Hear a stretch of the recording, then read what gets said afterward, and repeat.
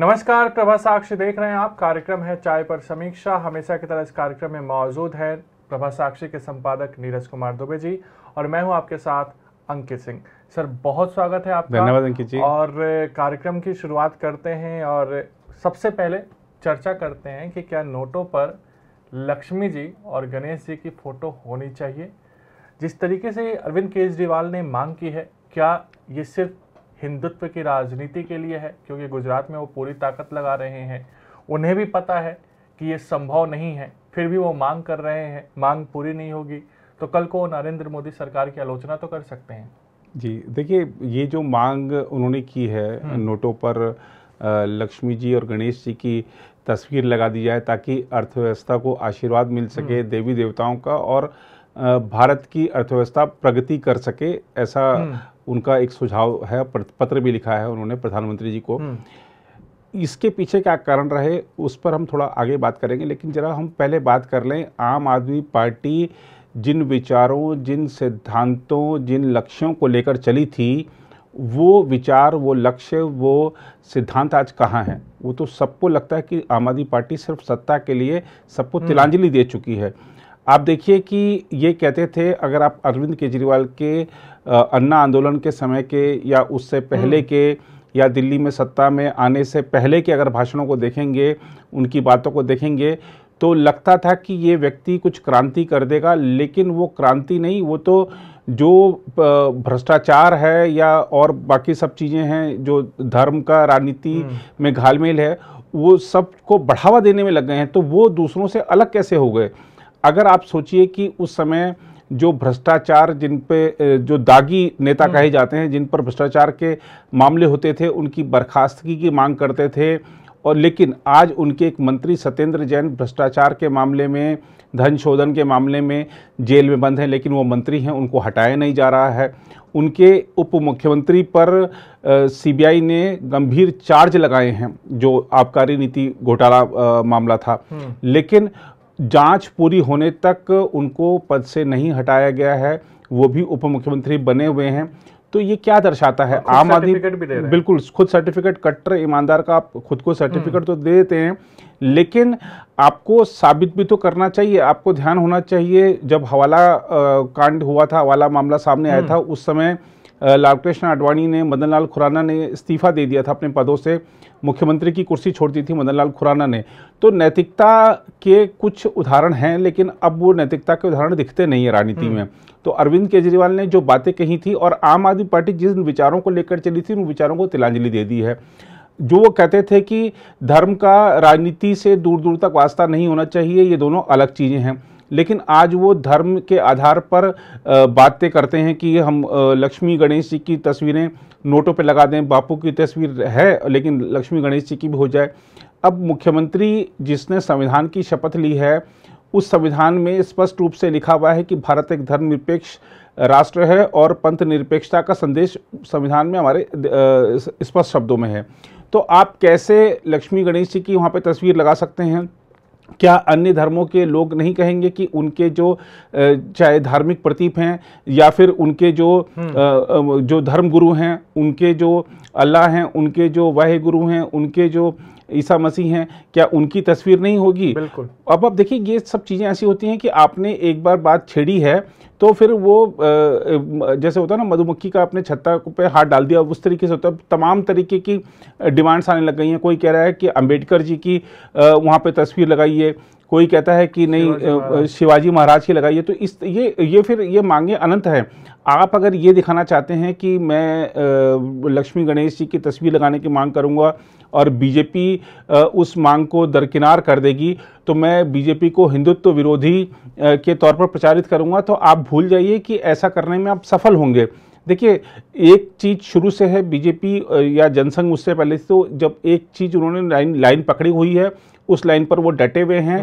एक समय ऐसा भी था जब बीजेपी को कोई दूर से भी नहीं छूता था, उसके पास कोई फटकता नहीं था, लेकिन पार्टी ने सत्ता के लिए अपनी विचारधारा नहीं बदली, वो उसी विचारधारा पर थी और आज भी उतनी ही अडिग है। और ठीक है कि उसने बदलते समय के साथ खुद को थोड़ा सा लचीला बनाया है, लेकिन उसका जो प्रखर राष्ट्रवाद की बात कर ले, उसके हिंदुत्व की बात कर ले, तो वो उनकी जो विचारधारा थी उस पर वो अटल हैं। तो जनता जानती है कि असली कौन है और उसके जैसा बनने का प्रयास कौन कर रहा है। तो अब जब चुनाव में ये बात आती है कि एक असली और एक उनके जैसा बनने का प्रयास कर रहे वाले व्यक्ति में से चुनना है, तो लोग असली को ही चुनेंगे। और खासतौर पे गुजरात की जो राजनीति है, ठीक है, वहाँ पर ध्रुवीकरण होता है, लेकिन वो ध्रुवीकरण आप चाहें कि मैं चुनाव से 2-4 महीने पहले जाके कुछ इस तरह से डिमांड करूँगा तो वहाँ पर उसका असर पड़ जाएगा, ऐसा नहीं है। देखिए, गुजरात में जो विकास के काम हुए हैं, और अभी मैं पढ़ रहा था खबर एक और कि एक गांव वो पूरी तरीके से जो सौर ऊर्जा है उससे प्रकाशमान हो गया है। वो उनको पता है कि ये जो प्लांट थे ये किसने लगाए, ये किनके कार्यकाल में चालू हुए। तमाम जो प्रोजेक्ट्स हैं, चाहे वो अभी हमने देखा वेदांता वाला वहाँ पे प्रोजेक्ट आया, अभी टाटा का प्रोजेक्ट एक जा रहा है वहाँ पर, इतने सारे प्रोजेक्ट्स वहाँ पहले चल रहे हैं, तमाम प्रोजेक्ट्स नए नए जा रहे हैं। गुजरात के लोग जानते हैं कि विकास के काम किसने कराए हैं। चुनाव परिणाम क्या होगा ये तो जनता ही तय करेगी, लेकिन अगर आप 2 महीने पहले इस तरीके की बात करेंगे, 1 महीने पहले इस तरीके की बात करेंगे, तो उसका कोई असर होने वाला नहीं। ये सब प्रयोग कांग्रेस भी करके देख चुकी है, आम आदमी पार्टी उसको दोहरा भर रही है।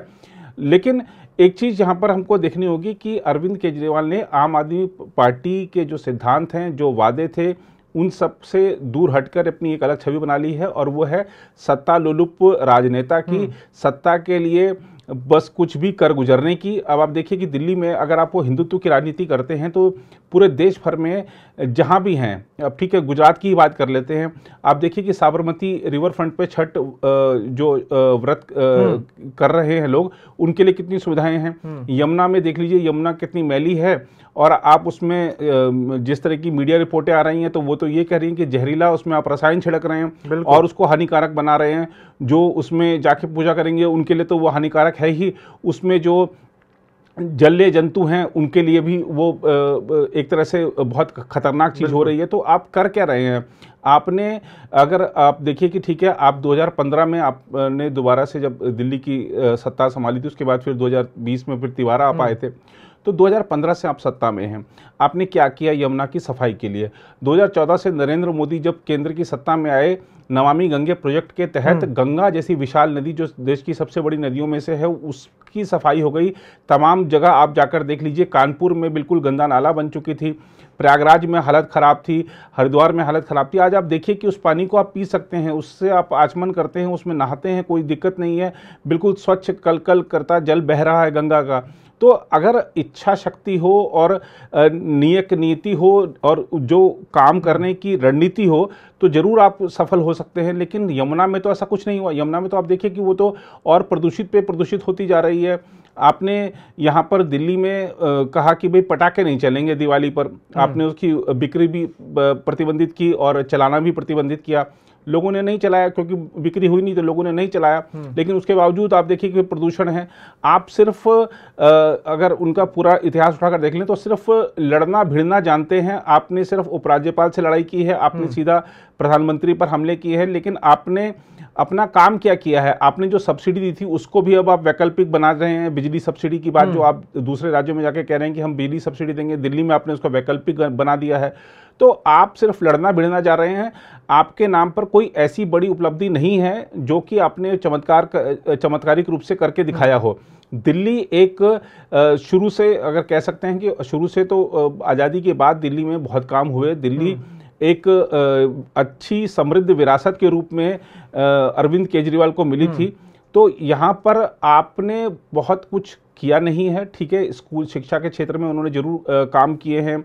ऐसा सरकारी स्कूलों की स्थिति को, बहुत सारे सरकारी स्कूलों की स्थिति को देखकर कहा जा सकता है।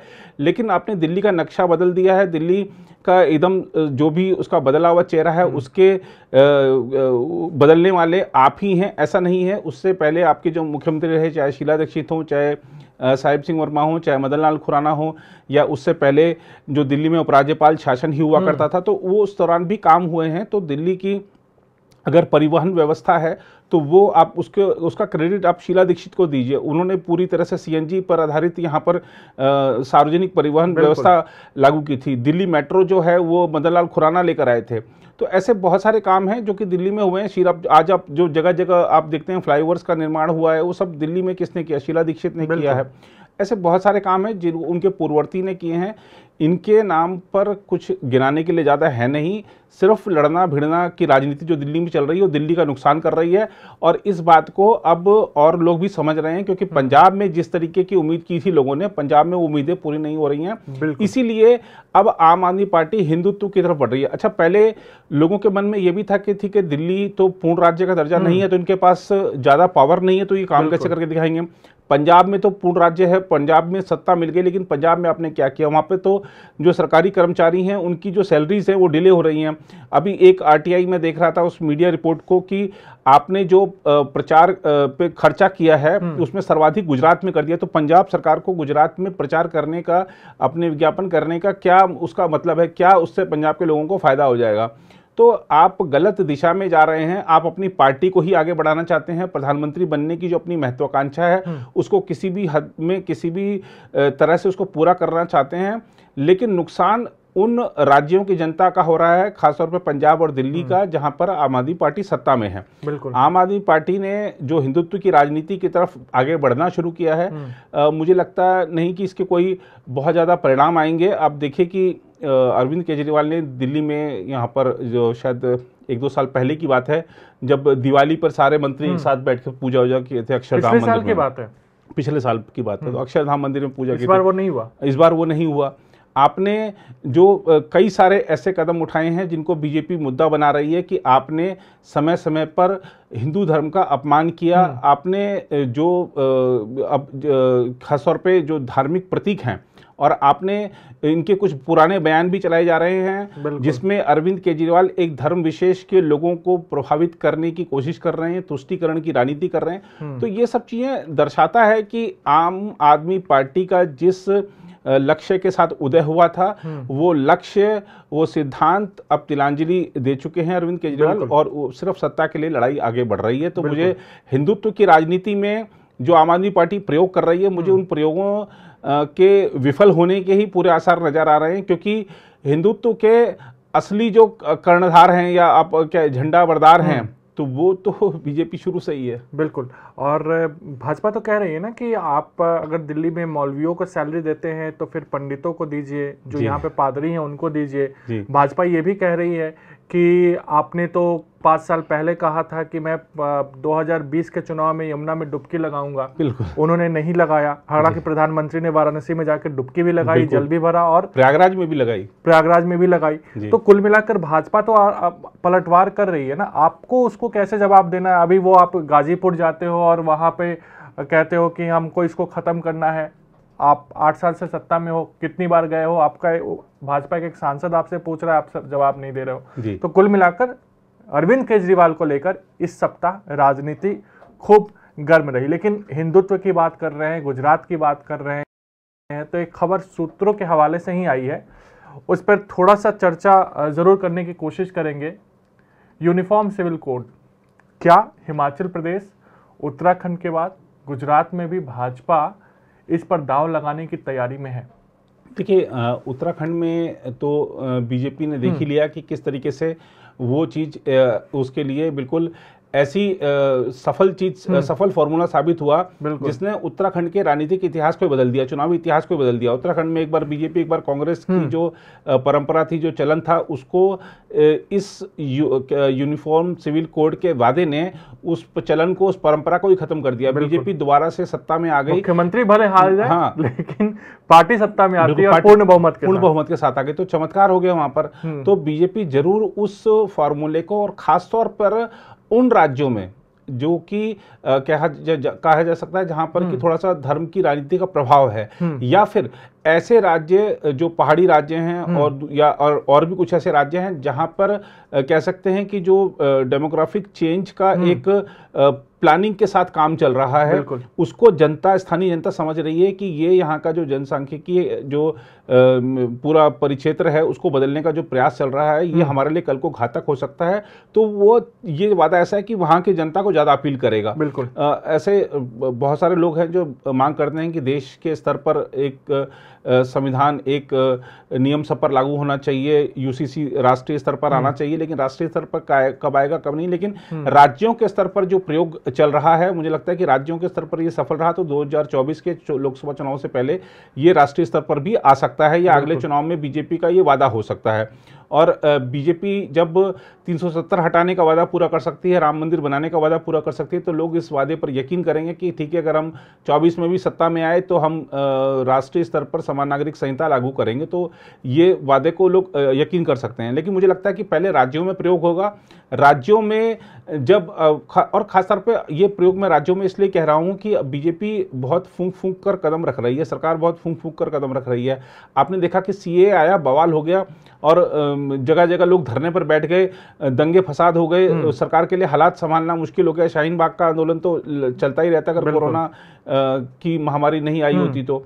अब आप देखिए कि ये बीजेपी ने अब उत्तराखंड में किया, मान लीजिए हिमाचल, गुजरात में या अन्य राज्यों में एक एक करके जब चीजें आएंगी तो पता लग जाएगा कि कहाँ पर बवाल है, या और फिर लोग उसको क्या धीरे धीरे उसके साथ एडजस्ट होते जाते हैं कि ठीक है, ये कोई नई चीज नहीं ला रहे हैं, वो अभी हमारे राज्य में तो लागू है, गोवा में पहले से लागू है, तो अगर हमारे राज्य में लागू तो राष्ट्रीय स्तर पे हो गया तो क्या बड़ी बात हो गई। तो ये फूंक फूंक कर कदम रखने का एक प्रयास मुझे लगता है।